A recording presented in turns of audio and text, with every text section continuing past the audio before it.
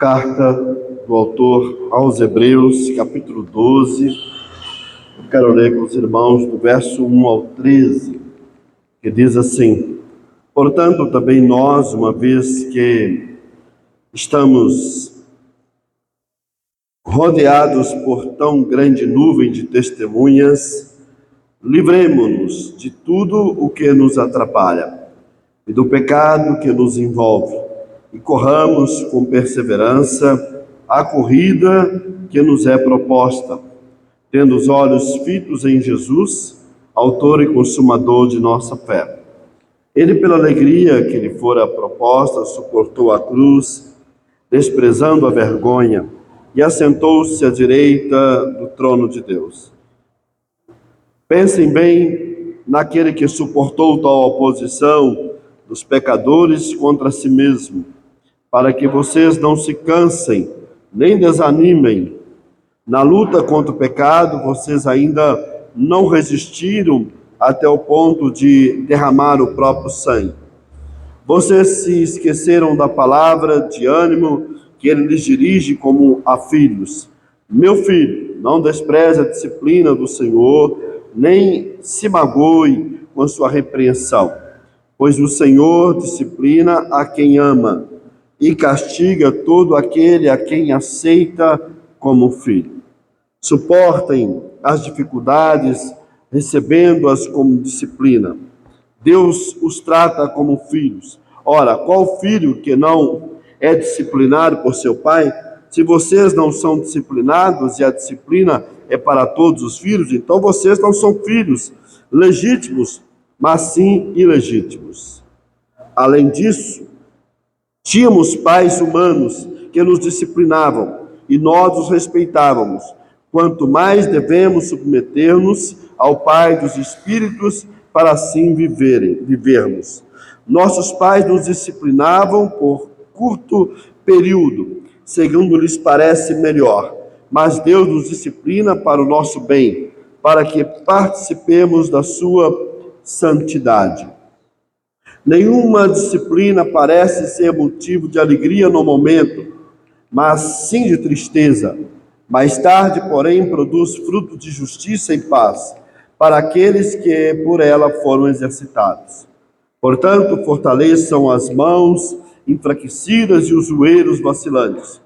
Façam caminhos retos para os seus pés, para que o manco não se desvie, antes seja curado. Pai bendito, a tua palavra foi nos dada, Senhor, para estudar, para que a gente possa viver e para que a gente possa compartilhar. E é isso que estamos fazendo aqui nessa noite. Pedimos a tua graça e a tua bênção, em nome de Jesus. Amém. Os irmãos podem se sentar.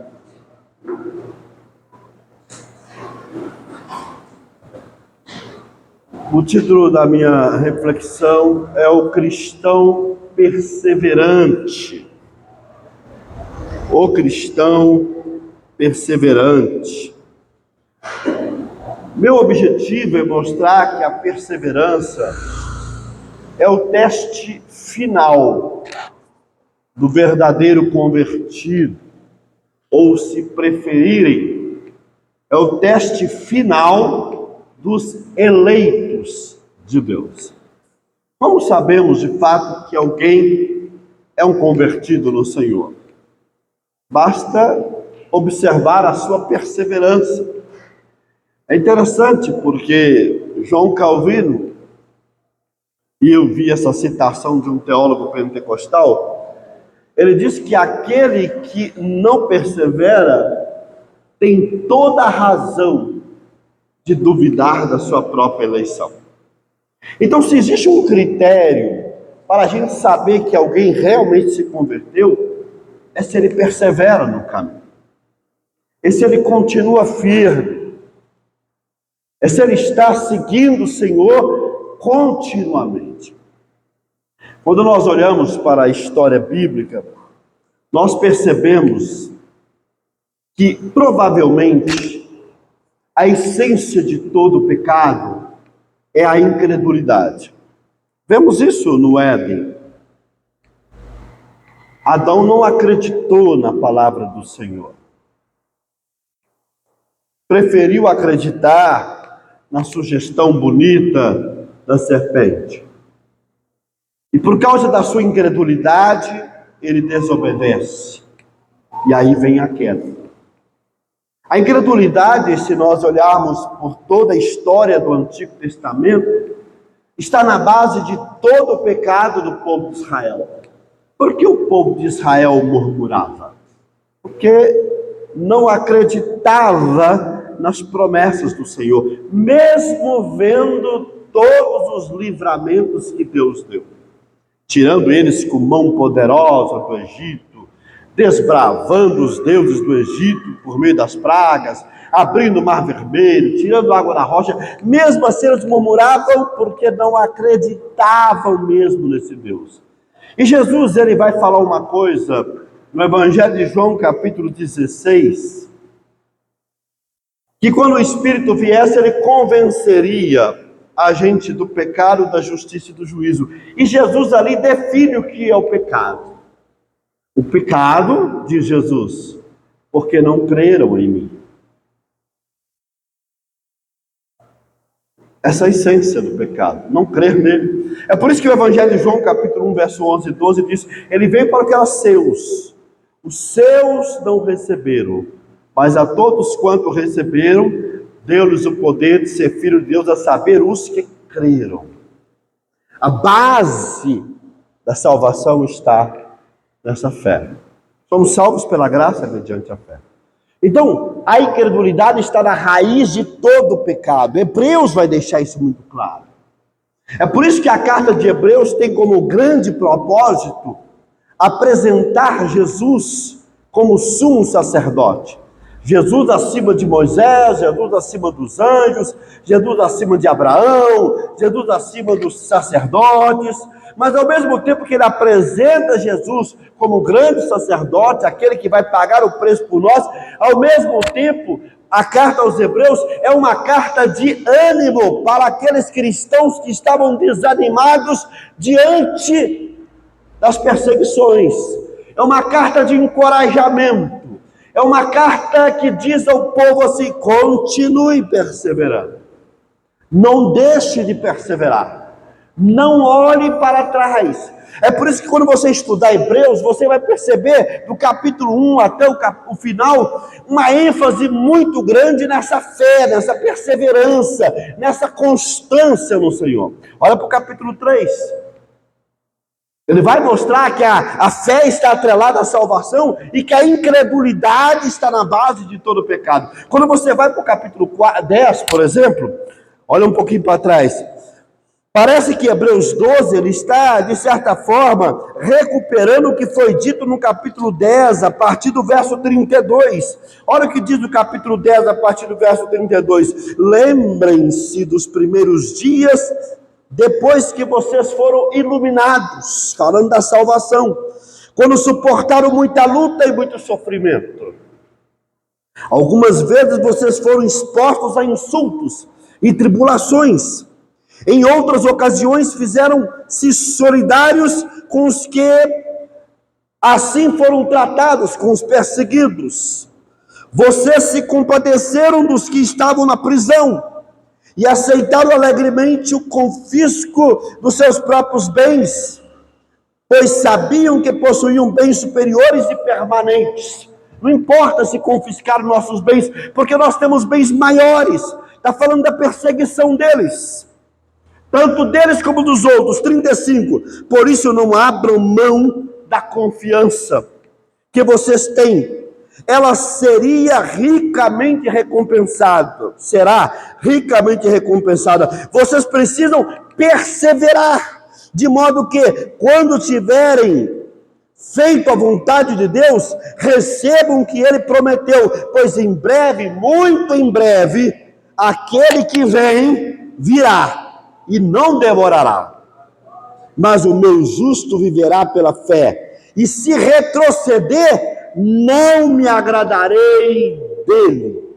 Repito, se retroceder, voltar atrás, não me agradarei dele. Nós, porém, não somos dos que retrocedem e são destruídos mais do que...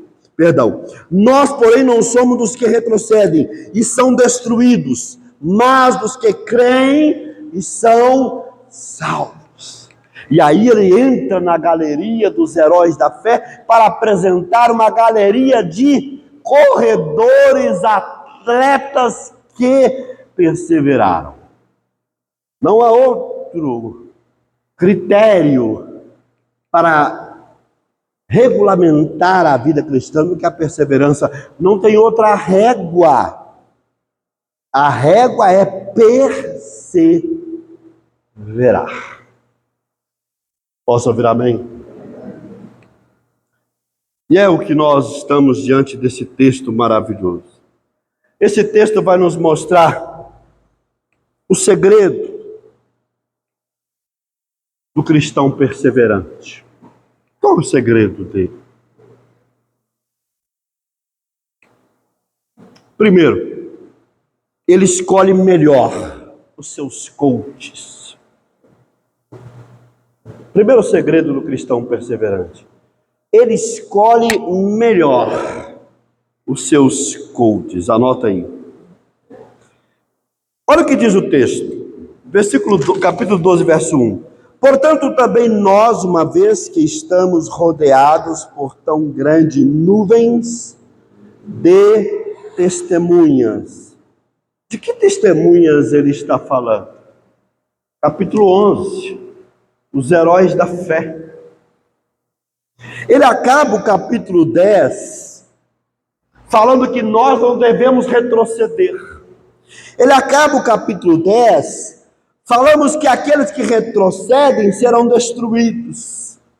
Ele acaba o capítulo 10 dizendo que nós seremos salvos porque nós acreditamos. E aí ele inicia o capítulo 11 falando, ora, a fé é a certeza daquilo que esperamos e a prova das coisas que não vemos, pois foi por meio dela que os antigos receberam bom testemunho.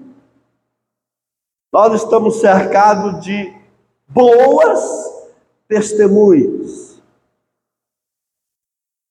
O que ele quer dizer, a meu ver, no versículo 1 do capítulo 12, é, olha, vocês estão cercados de bons exemplos. Vocês estão cercados, estou usando uma linguagem moderna aqui para a gente caminhar na compreensão, vocês estão cercados de bons coaches. Excelentes coaches. Vocês não precisam buscar coaches em outros lugares. Aqui estão seus coaches, os heróis da fé.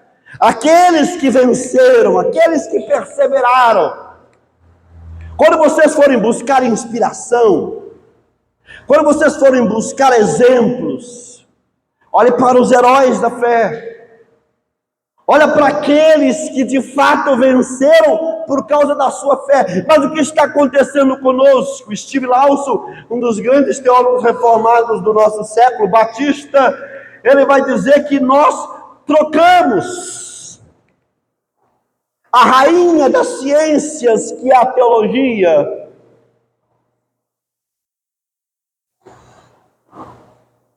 pelo um prato de lentilha das ciências comportamentais. Estamos preferindo as ciências comportamentais para dirigir, guiar e moldar a nossa vida. Nós não acreditamos na inteligência do Evangelho para nos direcionar. Buscamos algo mais, algo lá fora. Achamos que os outros, que as ciências comportamentais têm mais a nos ensinar sobre como viver de fato a vida do que o Evangelho. Por isso nós não deixamos o Evangelho moldar a nossa vida. Não tem muito tempo conversava com uma jovem sobre o Evangelho e que o Evangelho tem que moldar a nossa vida. Mas essa jovem estava muito preocupada em fazer cursos e mais cursos com coaches, porque ela sentia que isso ia ser bom para a vida dela e está fazendo um atrás do outro. O último agora eu vi ela postando foi o Método CIS, famoso. Inclusive um bom coach, são até evangélicos. Mas nós não queremos olhar para os homens de Deus, para as mulheres de Deus e aprender com eles. O segredo da perseverança é olhar para essas pessoas. Olhe para Abel, que pela fé ofereceu o melhor sacrifício. Olha para ele. Olhe para aquele que adora com fé. Olhe para Enoque, que andou com Deus num contexto em que muitos já estavam desviando e querendo seguir seus próprios caminhos e umbigos. Olhe para Noé, que creu num momento e numa circunstância improvável, quando Deus diz, vai ter chuva. Como vai ter chuva? Nós nunca vimos uma chuva nessa proporção, mas ele acredita. Olha para Noé, olha para Abraão, que desapegou da sua parentela, que desapegou de tudo, para seguir um Deus, para seguir uma ordem, que ele não sabia nem aonde, não tinha mapa, não tinha bússola, não tinha GPS, só tinha uma voz dizendo, vai, vai, e ele foi. Um Abraão que entrega seu filho, o único filho, o seu herdeiro, para simplesmente agradar a vontade de Deus. Olha para Moisés. Olha para José, que dependeu de Deus no meio da rejeição dos irmãos, no meio da perseguição da esposa de Potifar, no meio da humilhação da cadeia. Olha para ele. Olha para José, olha para Moisés, que preferiu ser filho, sofrer com o povo de Israel no deserto, até que ser filho da filha de Faraó. Eu estou falando do capítulo 11, por favor. Olhe para essas pessoas, e podemos elencar muitos outros. Esses são aqueles que nós temos que nos inspirar neles, aprender com eles, com a sua fé. Olhe para aqueles irmãos da história da igreja, que com a sua vida doaram a sua vida por causa do Evangelho, sem medo, mesmo sabendo que seria difícil. Eu li essa semana sobre o grande missionário da China, Hudson Taylor. 7 filhos dele morreu enquanto ele estava no campo missionário. 2 mulheres, se não me falha a memória, morreram. 2 esposas. A primeira morreu, depois a segunda. Se eu não estou errado na minha leitura, eu gravei bem. Mas não perdeu sua fé. Até hoje, o fruto do ministério de Hudson Taylor está lá para contar a história. Escolha melhor seus coaches. Os coaches atuais só querem dizer que você tem que estar bem. Aquelas pessoas que estão o tempo todo pensando só no seu bem-estar subjetivo, nunca vai ter um sacrifício generoso pela obra, pelo ministério e pela causa do Senhor.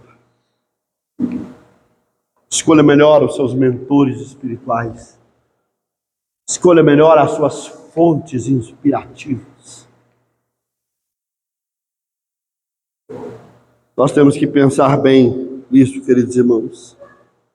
Mas infelizmente, nós deixamos a rainha das ciências e começamos a ter um caso com as ciências comportamentais, com a neurolinguística, com a teologia coach, que nada mais é do que uma mistura de neurolinguística com terapia cognitiva comportamental, com psicologia positiva, com teologia da confissão positiva.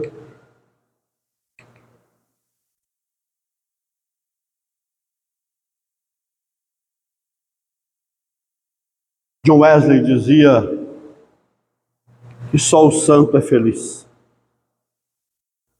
Para John Wesley havia uma correlação entre santidade e felicidade. Esse é o caminho que Deus preparou para nós. Qual é o segredo do cristão perseverante? Ele escolhe melhor os seus coaches, ele se inspira nos homens de Deus, nas mulheres de Deus, na palavra de Deus, ele busca na inteligência do Evangelho um caminho para você. O princípio do contentamento do capítulo 4 de Filipenses. Aprendi a estar contente em qualquer situação. Mas em segundo lugar, qual é o segredo do cristão perseverante? Além dele escolher melhor os seus coaches, ele não mede esforços para se livrar de tudo aquilo que lhe atrapalha. Qual é o segredo do cristão perseverante? Ele não mede esforços para se livrar de tudo aquilo que lhe atrapalha. Olha o que diz aí, irmãos. Portanto, também nós, uma vez que estamos rodeados por tão grande nuvem de testemunhas, os heróis da fé do capítulo 11, livremo-nos de tudo que nos atrapalha e do pecado que nos envolve. Ele não mede esforços para se livrar de tudo que atrapalha. Minha tese aqui é que ou você se livra daquilo que lhe atrapalha, ou você vai parar na vida cristã. Nós sabemos o que nos atrapalha. Não precisa ninguém sentar do nosso lado e dizer isso está te atrapalhando, porque eu sei. Nós sabemos que o pecado nos atrapalha, e pecado, a grosso modo, é tudo aquilo que a Bíblia diz, não faça e a gente faz. É tudo aquilo que a Bíblia diz, faça e eu não quero fazer. Eu sei o que é pecado. A Bíblia diz, a Bíblia manda orar, manda buscar o Senhor, eu não estou fazendo, eu estou em pecado. A Bíblia diz, não adultera, não rouba, eu estou fazendo, eu estou em pecado. Eu sei o que é pecado, mas muitas das vezes nós caímos numa cilada muito grande. Porque nós começamos a nos convencer, eu não estou em pecado, mas estamos cheios de entulho. Nós temos uma tendência, amados irmãos, de juntar entulho na nossa vida. Tem muitas coisas pesando a nossa vida, a nossa casa, nossos quartos, os departamentos da nossa vida estão pesados e nós temos que de vez em quando limpar a nossa vida dessas tralhas que estão nos impedindo de correr com leveza. O atleta, ele só vai conseguir atingir o seu alvo, e esse é o contexto do autor aos Hebreus. Ele está falando de atletas, se ele se desvencilhar dessas tralhas, dessas roupas pesadas, de tudo que está pesando a vida dele. Se eu não fizer isso, eu não vou conseguir. Óbvio que existem alguns pecados que a gente está carregando. Tem pecados de estimação. Tem pecados que a gente está todos os dias fazendo um carinho. Aquele orgulho, aquele ressentimento patológico, doentio, que nos mata, que nos engole. Aquela mágoa que está fervendo na alma do pai, da mãe, do irmão, do ex-patrão, da ex-namorada, da ex-mulher que queria tirar tudo que é seu. E eu estou ali acariciando esse pecado, e isso está me impedindo de ir para frente. Sim, nós temos que nos desvencilhar de todo pecado. A Bíblia diz em Provérbios que quando nós confessamos e abandonamos, nós alcançamos misericórdia. João capítulo 1, verso 9 diz: se confessarmos os nossos pecados, Ele é fiel e justo para nos purificar. Nós temos sim que abrir mão do pecado. Nós temos que nos perguntar qual é o pecado. Mas e os pesos? Porque ele fala de pecado e ele fala de peso. Ele fala de coisas que atrapalham. Você sabe que está te atrapalhando. Sua obsessão por vencer na vida está te atrapalhando. Não faz você parar. Nem para dar atenção para a esposa e os filhos. Não faz você parar para fazer alguma coisa para Jesus, para a verdade. A sua avareza, eu tenho que ter dinheiro, eu tenho que ter casa própria, eu tenho que ter isso. Muitas das vezes está te impedindo de ser bênção no reino de Deus. Seus filhos estão te atrapalhando, não está? Tudo que você vai fazer, você bota o filho na frente. Eu não posso por causa do filho, eu não posso por causa do filho, eu não posso por causa do filho. Por que Deus pediu a Abraão o filho? Por quê? Deus queria ver se Abraão não estava pondo um filho na frente dele. Me dá um filho. Que Abraão está para levar.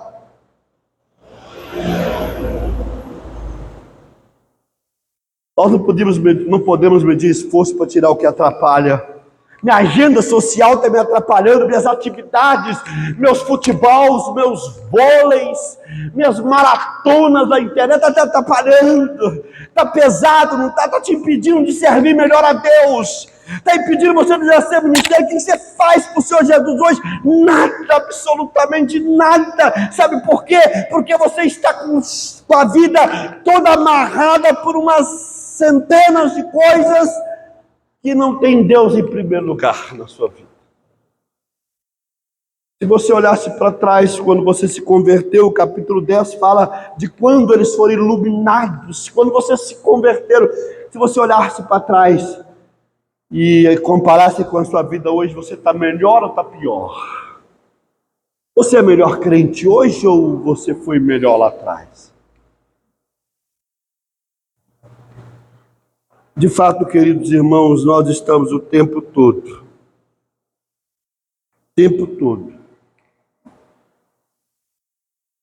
arrumando desculpas. Eu conversava com um obreiro esses dias, no velório, a gente estava junto no velório, e eu falei com ele sobre as máscaras da frieza espiritual. Nós estamos frios espiritualmente, mas a gente coloca a máscara.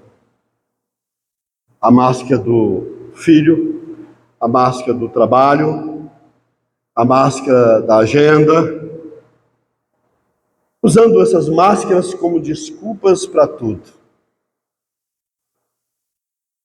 Nós temos que julgar essas máscaras no chão e dizer: eu estou frio, eu estou distante, eu preciso de um avivamento.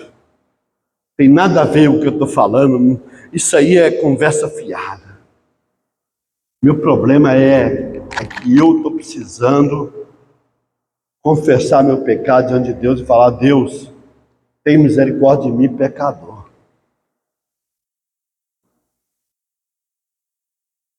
Arrumando desculpas o tempo inteiro. Sabe por que a mulher de Ló virou uma estátua de sal? Porque ela não conseguiu se desapegar da vida boa que ela tinha em Sodoma. Quando ela estava indo para frente, ela pensou: nossa, minhas amigas, quem sabe ela pensou, meus amigos, as festas que fazíamos, que cidade gostosa. Quando Abraão sai da sua terra, ele não olha para trás.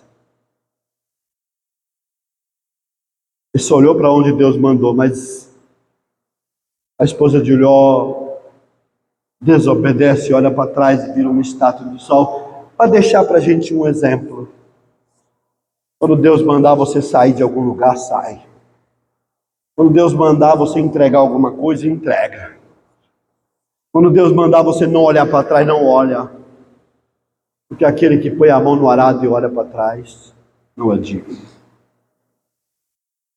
Queridos irmãos, nós temos que pensar seriamente. O apóstolo, ele vai dizer aqui, o autor aos Hebreus, no verso 4, ele diz assim: na luta contra o pecado, vocês ainda não resistiram até o ponto de derramar o próprio sangue. Ele está dizendo o seguinte: se for necessário sangrar, sangre, mas tira da sua vida essas tralhas. Se for preciso você sofrer, sofra, mas renuncie a essas coisas, entregue essas coisas. O apóstolo Paulo, no capítulo 9 de 1 Coríntios, ele diz: eu esmurro o meu corpo e o reduzo à servidão, para não ser reprovado no que eu prego. Todos os dias eu esmurro o meu próprio corpo. E o grego ali traz a ideia de um boxeador batendo em si mesmo. Ele falou: eu vou lutar, mas eu não vou reprovar no que eu prego. Eu não vou deixar que essas coisas me vençam. Eu vou vencer essas coisas.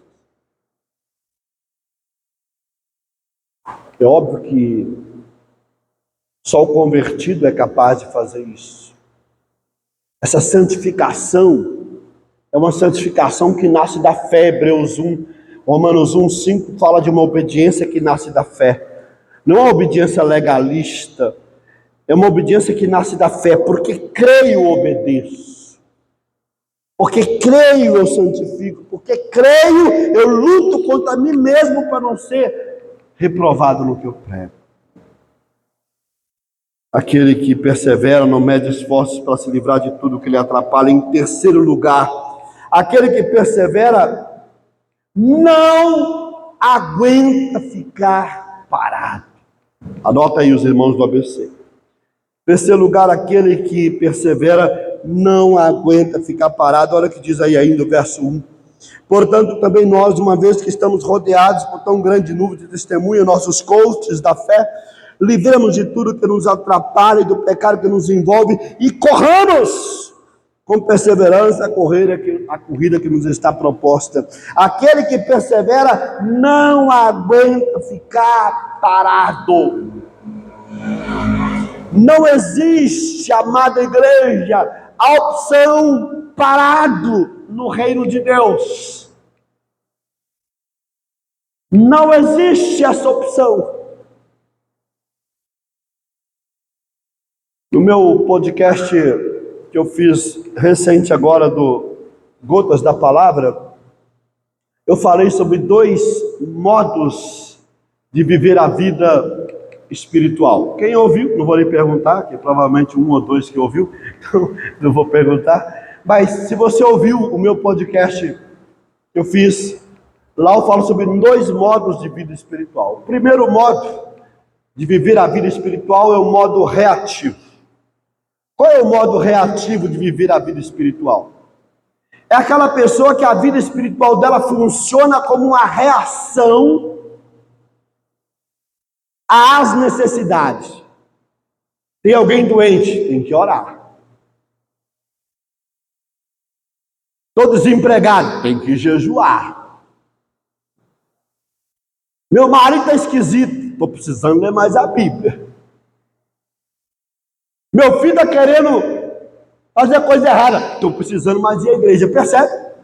A vida espiritual dela funciona no modo reativo. Por que está acontecendo alguma coisa, eu oro. Por que está acontecendo alguma coisa, eu leio a Bíblia. Por que está acontecendo alguma coisa, eu jejuo. Por que está acontecendo alguma coisa, eu vou à igreja. Porque a minha espiritualidade é uma espiritualidade que só funciona no modo reativo. Mas quando está tudo bem, não oro. Quando está tudo bem, não leio a Bíblia. Quando está tudo bem, não jejuo. Quando está tudo bem, eu vou na igreja quando der. Eu prefiro o shopping, eu prefiro as amigas, eu prefiro os passeios.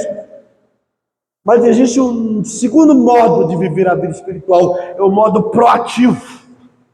Independente das coisas estar bem ou mal, eu tenho um plano de oração. Eu oro todos os dias. Independente das circunstâncias estar bom ou ruim, eu tenho um plano de leitura da Bíblia. Eu leio minha Bíblia todos os dias. Independente das coisas estar bem ou mal, eu tenho um plano de jejum, eu jejuo de vez em quando.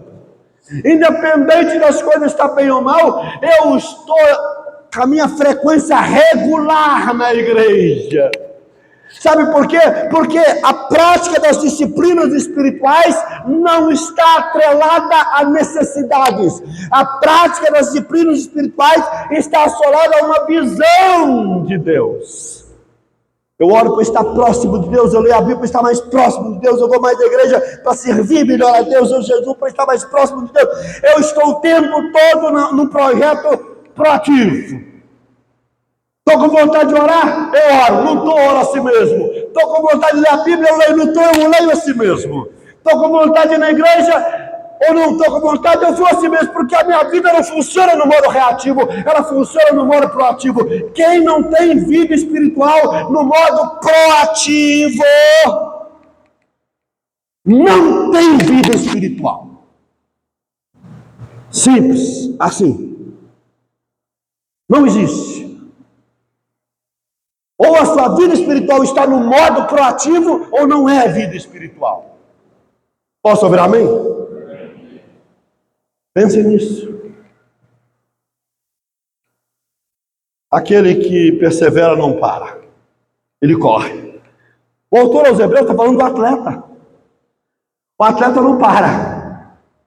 Você já viu os atletas pegando água quando eles estão correndo? Eles pegam a água, tem hora que eles passam pegando a água assim, que a água vai longe. Então vai pegar a água cai no chão, ele continua. Recentemente eu vi um correndo, bateu, pegou assim, aí o copo caiu no chão e foi sem água mesmo. Aí o que vinha atrás pegou a água, bebeu, pegou mais uma, correu, chegou perto dele e entregou um copinho para ele. Foi solidário. Eles não param nem para beber água. Lembra dos 300 de Gideão? Aqueles que não ficam lá debruçados na água, molhando a cabecinha, são esses que vão para a guerra. Agora, aqueles que só dobra o joelho, pega a água, olhando para ver se o inimigo vem, aqueles que estão preparados, amados irmãos, aqueles que estão na caminhada cristã, não para. Jesus não chamou você para ficar parado. Jesus disse: se alguém quiser vir após mim, negue-se a si mesmo e toma a sua cruz e siga-me. Nós não podemos parar na vida espiritual. Quando você para, você decresce. Quando você para, você morre. O mar morto é um mar que se revela como morto, porque só recebe e não dá, não vai para frente. Nós temos que pensar, igreja amada, como é que está a nossa vida espiritual? Como é que está a sua vida espiritual? Tiago, capítulo 1, verso 4, diz assim: e a perseverança deve ter ação completa, a fim de que vocês sejam maduros e íntegros, sem que falte a vocês coisa alguma. Deixem que a perseverança complete a sua obra, para que vocês sejam completos e sãos em todo o sentido, sem lhes faltar nada. A perseverança nos torna atletas, corredores. Quantas pessoas, igreja do Senhor Jesus, morreram, pararam de orar, pararam de ler Bíblia, pararam de buscar a Deus, pararam de evangelizar, pararam de ir à igreja. Quando o coração para, querido, você morre. Que vida cristã é essa? Qual é o segredo do cristão perseverante? Em quarto lugar, ele não perde o foco. Em quarto lugar, ele não perde o foco. Olha o verso 2 e 3. Tendo os olhos fitos em Jesus, o autor e consumador da fé. Quem persevera não perde o foco. Ele não está desfocado.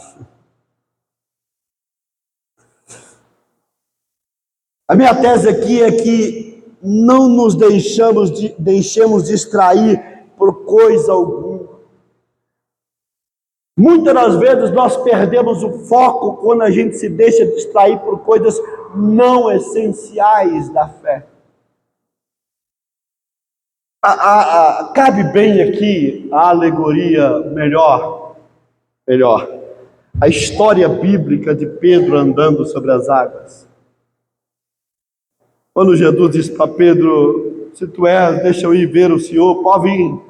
E Pedro vem andando sobre as águas.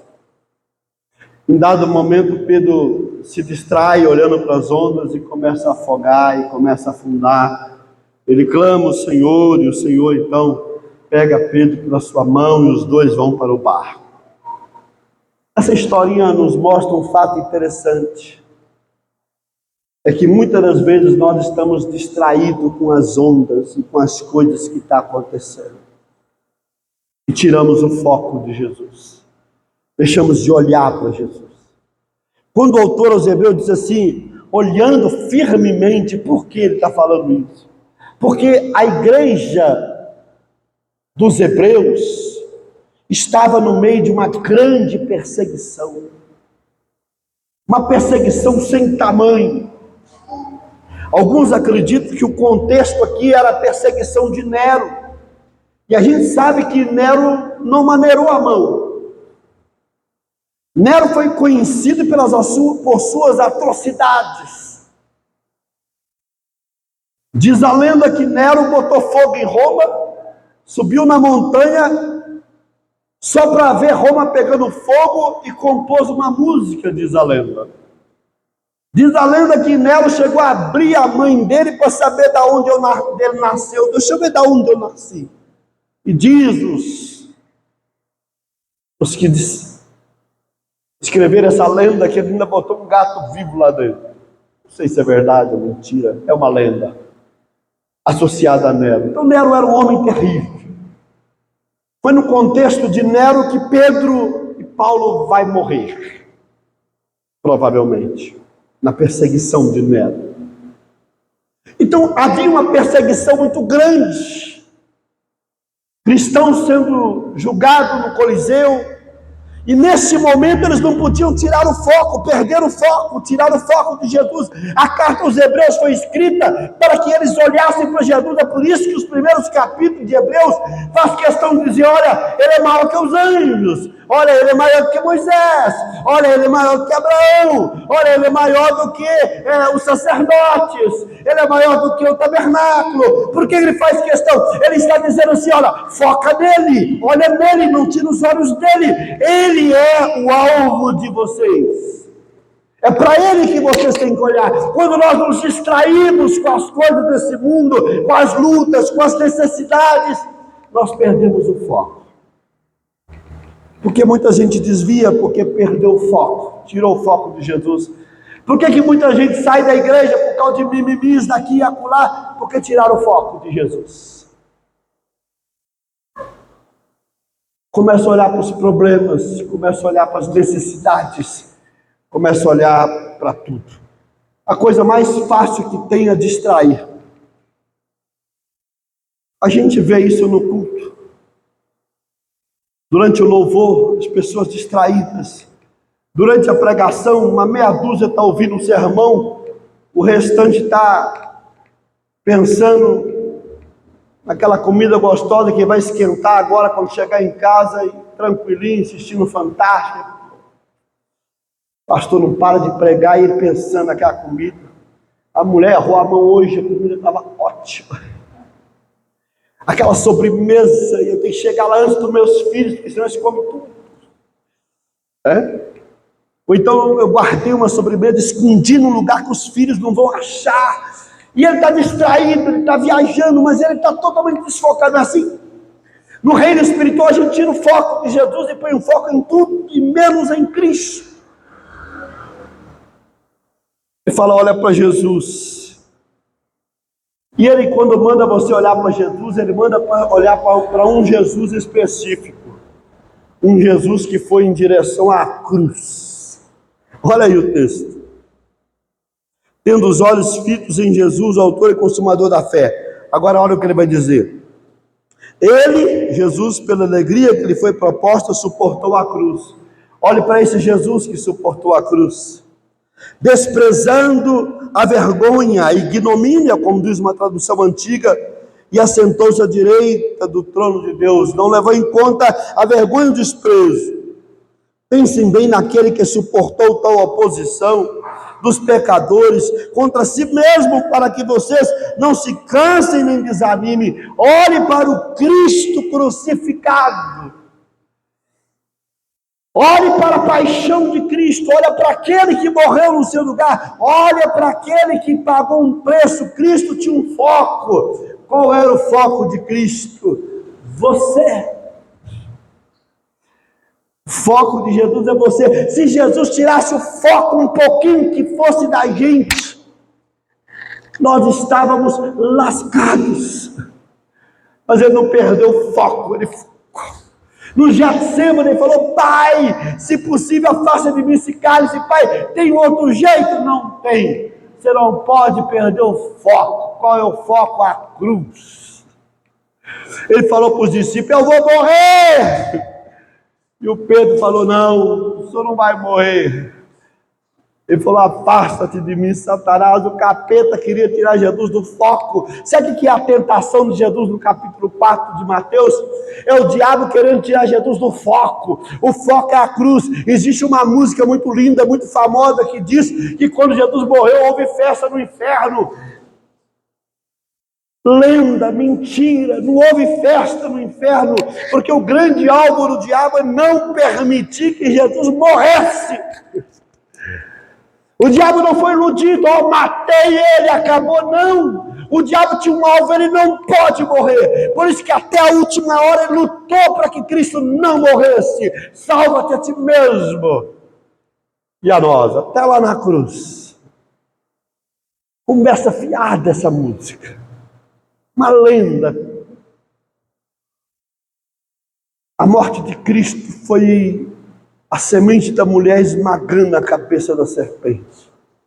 Como diz o autor a carta aos Colossenses, Paulo, a morte de Cristo foi Cristo triunfando sobre principados e potestades. Ele não perdeu o foco. Olha para ele. Se ele não perdeu o foco, você não pode perder o foco.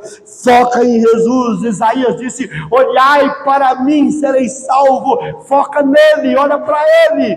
É por isso que lá no deserto, quando o povo foi picado pela serpente, o Senhor falou para Moisés: faça uma serpente de bronze, coloca numa haste, coloca lá em cima, e quando o povo for picado pela serpente, diga para o povo: olha para a serpente de bronze, ele vai estar curado.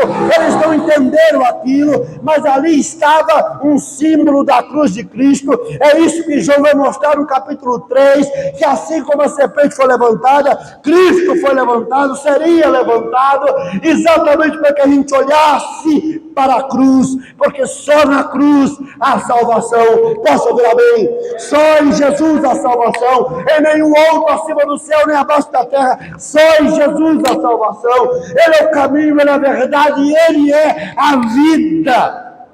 Ninguém vai ao Pai se não for por ele. Não tira o foco dele. Pastores vão e ficam. Pessoas vão se decepcionar. Mas ele é o nosso alvo. Paulo diz em 1 Coríntios 11:1: sede meus imitadores, como eu sou de Paulo, como eu sou do Senhor. Ele está falando: me imite, mas só me imite enquanto eu imitar o Senhor. No momento que eu deixar de imitar o Senhor, não me imita não. Qual é o segredo do cristão perseverante?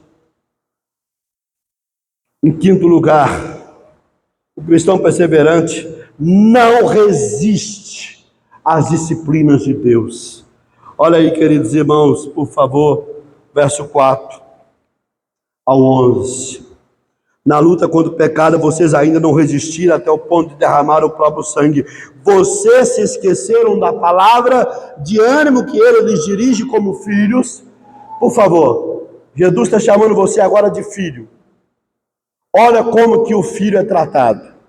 Meu filho, não despreze a disciplina do Senhor, nem se magoe com a sua repreensão, pois o Senhor disciplina a quem ama e castiga todo aquele a quem aceita como filho. Só não é disciplinado quem não é filho.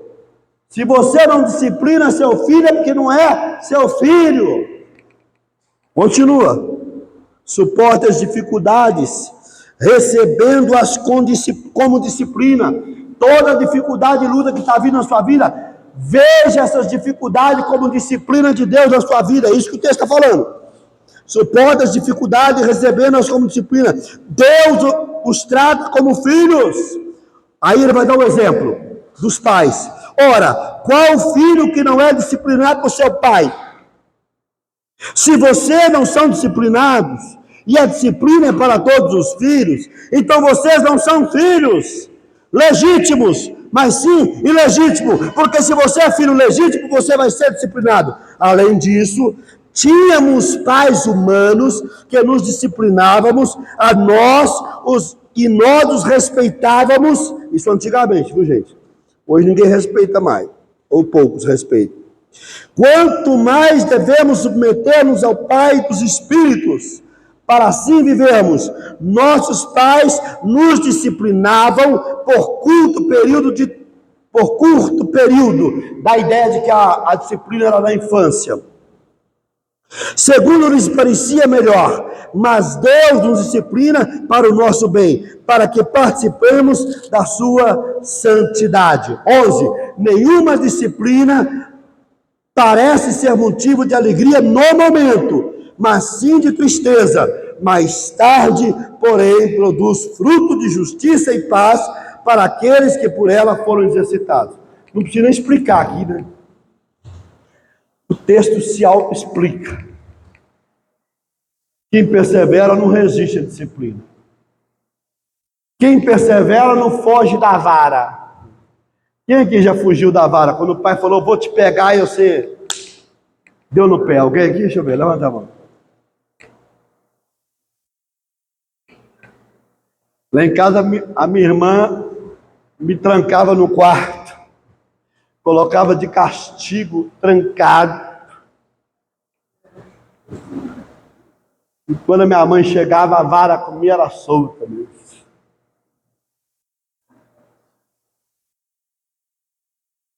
Eu fazia uma arte, irmãos. Eu vou falar com seus meninos de hoje, não chegava nem perto. O negócio era difícil. Como naquela época a gente não tinha asfalto, rua de terra, eu morava próximo ali onde era o castelo, era tudo fazenda ali para baixo, não tinha Avenida Tancredo Neves, não tinha nada, era só fazenda. Então, qual que era o nosso brinquedo? Ir para lá roubar manga, roubava jambo, os caras correndo atrás da gente com espingarda de sal. Nadava nas lagoas, quase morria afogado. Ficava jogando pedra para quebrar os cocos. Estava eu e meus colegas jogando pedra para quebrar os cocos. E eu vendo uma cobra atrás do meu colega para picar ele. Eu gritei, ele pulou. O negócio era desse jeito. Era muito difícil. Matei aula, fui para o aeroporto do Carlos Prates. Me prenderam lá. Mandaram eu varrer o aeroporto inteiro, lá mais o meu colega. E Jesus, nós vamos levar você o juizado de menor, vocês não vão ver mais seus pais, a gente morrendo de medo. O negócio era difícil. A gente apanhava e não aprendia. Mas sou grato a Deus pelos pais. Não resiste à disciplina de Deus. As lutas, as dificuldades, pode ser uma disciplina de Deus. Nós pregamos aqui sobre João 15, a metáfora da videira. O Senhor poda para quê? Para dar fruto. O Senhor poda para dar fruto. A tesoura de Deus é para dar fruto. Às vezes as lutas, dificuldades, mas você não está ouvindo, você não está percebendo. Aí Deus vai disciplinando mais e mais até você ver, até você perceber. Não resiste à disciplina. Deus te ama, Deus quer você no caminho dele. Posso ouvir amém? Eu vou para frente, irmãos, porque o tempo não tem como falar mais, mas eu vou encerrar com o último ponto. Qual é o segredo do cristão perseverante? Ele, em hipótese alguma, deixa o desânimo dominar. Ele, em hipótese alguma, se deixa desanimar. Ou deixa o desânimo dominar ele. Não. Verso 12 e 13. 12 e 13. Assim, portanto, fortaleçam as mãos enfraquecidas e os joelhos vacilantes.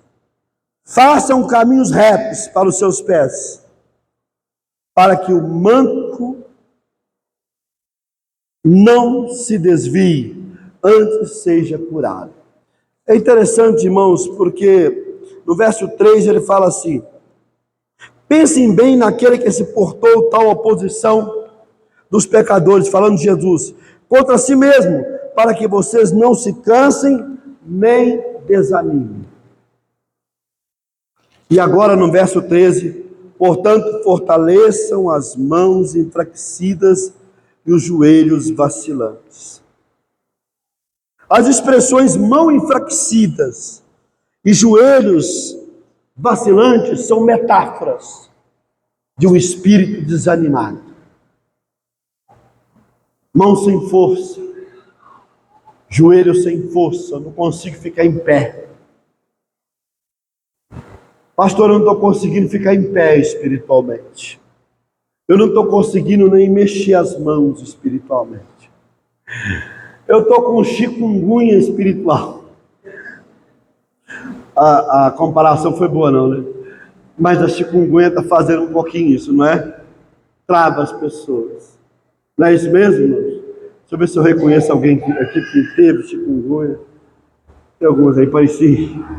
É assim, não é parecido? Difícil. Ele vai dizer fortaleçam. E é interessante porque no grego aqui, a ideia que tem aqui é o seguinte: portanto, fortaleçam as mãos enfraquecidas e os joelhos vacilantes. A ideia que tem é, você deve fortalecer suas mãos e seus joelhos. Mas a ideia no grego dá a ideia de comunidade. Ele está dizendo assim, fortaleçam uns aos outros as mãos e os joelhos. Parece que essa é a ideia do original. É no sentido de que a gente tem que ajudar uns aos outros, sabe? Aquela pessoa que não está aguentando andar, você anda com ela. É o que está lá em Gálatas 6. Carregar os fardos uns dos outros. Então, o irmão não está aguentando, o irmão está ali, sabe? Ele está dizendo assim, nós não podemos desanimar e nem deixar os outros desanimar. Sabe o que está acontecendo, irmãos? É que a gente está vendo as pessoas desanimadas do lado da gente. Perder a fé do lado da gente. Enfraquecer as pernas do lado da gente. E a gente não está fazendo nada. E as pessoas ainda jogam para você as máscaras da frieza espiritual. É meu filho, é meu trabalho, é minha faculdade. Mas você sabe que não é. A causa é outra, é a frieza espiritual. Os joelhos dessas pessoas estão vacilantes. As mãos dessas pessoas estão enfraquecidas. E aí ele fala uma coisa interessante no verso 13. O verso 13 fala de algo que precisa também ser meditado. Façam caminhos retos para os seus pés. Por quê, irmãos? Vamos fazer a comparação. Você está com o joelho vacilante. E a rua é sinuosa, como é que faz? Você vai cair, né? Se por onde você passa é cheio de morro, cheio de barranco, cheio de pedra, você vai cair. Ele está falando, mais do que fortalecer mãos e joelhos, nós temos que melhorar o caminho. Ele está dizendo assim, faça caminhos retos, ou seja, ande pelos caminhos certos. Não ande por caminhos que você corre o risco de capotar. Não ande por caminhos que corre o risco de você cair na pirambeira. Não ande por caminhos que facilitam você a tropeçar. Procure caminhos retos. Quais são os caminhos retos? Os caminhos do Senhor. Os caminhos que tem a palavra de Deus nos iluminando, lâmpada para os seus pés. É a palavra de Deus e luz para os seus caminhos. Então, mais do que fortalecer mãos e pés, vamos procurar caminhos retos. Tem gente andando por caminho torto. Tem gente andando por caminhos errados. Tem gente pegando estradas perigosas. Estradas que podem te levar a desviar. Relacionamentos e amizades. Locais perigosos. Vamos andar por caminho certo. Então, amados irmãos, o perseverante é a pessoa que, em hipótese alguma, deixa o desânimo dominar ele. Para isso, você tem que fortalecer mão, joelho e andar por caminhos retos. A pergunta que eu faço aqui para encerrarmos é: que caminho você está andando? Quais são os caminhos? Companhias? Lugares? Por quais caminhos você está navegando na internet? Por quais caminhos?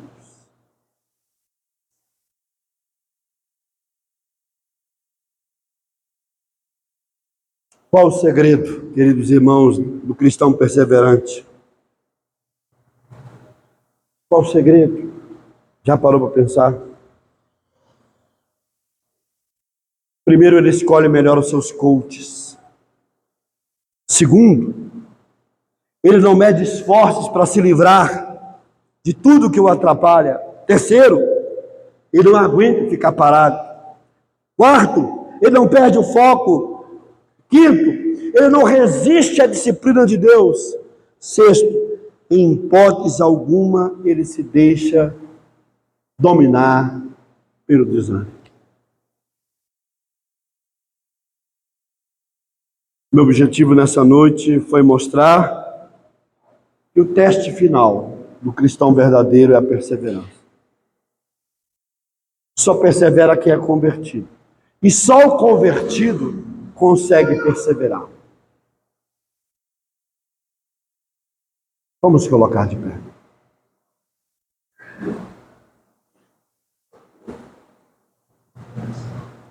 Queria que você fechasse os teus olhos.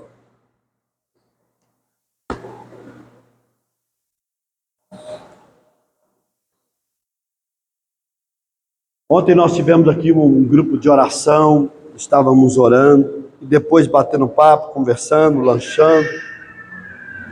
E a gente falou um pouco sobre a realidade, batendo papo sobre a realidade da igreja, dos cristãos hoje. É assustadora. A qualidade dos cristãos, do nosso cristianismo. A carta aos Hebreus deveria ser estudada a fundo por cada crente. Ela é um manual de espiritualidade fantástico. A meu ver, Romanos e Hebreus são os dois principais livros para a gente estudar no Novo Testamento, depois dos Evangelhos. Principalmente você que vive uma vida nhonhô, e está precisando de perseverança.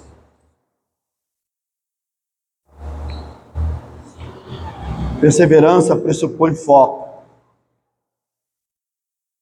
Olhar para o lugar certo. Pressupõe compromisso. Prioridade certa. Pressupõe regularidade. Não diminui o ritmo e nem para. Repito, perseverança pressupõe foco. Olhar para a pessoa certa. Compromisso, ter a prioridade certa. Regularidade, não parar e nem diminuir o ritmo. Você tem essa perseverança? Pai, estamos diante desta palavra que nos exorta, que nos confronta, que nos desafia a andar nesse caminho da perseverança, com foco, compromisso e regularidade. Sabemos que não é fácil, as lutas são muitas. Muitos já desanimaram e pararam, muitos até não voltaram mais às igrejas. Muitos começaram bem, envolvidos na obra do ministério, e hoje não faz mais nada. Não tem nenhum compromisso. E é assim que acontece. Primeiro deixamos de ter vida espiritual, depois deixamos de ter ministério, depois deixamos de ir para a igreja. Muitos já estão na berlinda, pronto para ir para fora. Já não tem vida espiritual, já não tem mais nenhum ministério. Quantas pessoas estão assim, Pai? Que essa igreja possa cada dia mais se reavaliar pelas Sagradas Escrituras. Que ela não venha, meu Deus, deixar a palavra de Deus para ter um caso com as ciências comportamentais.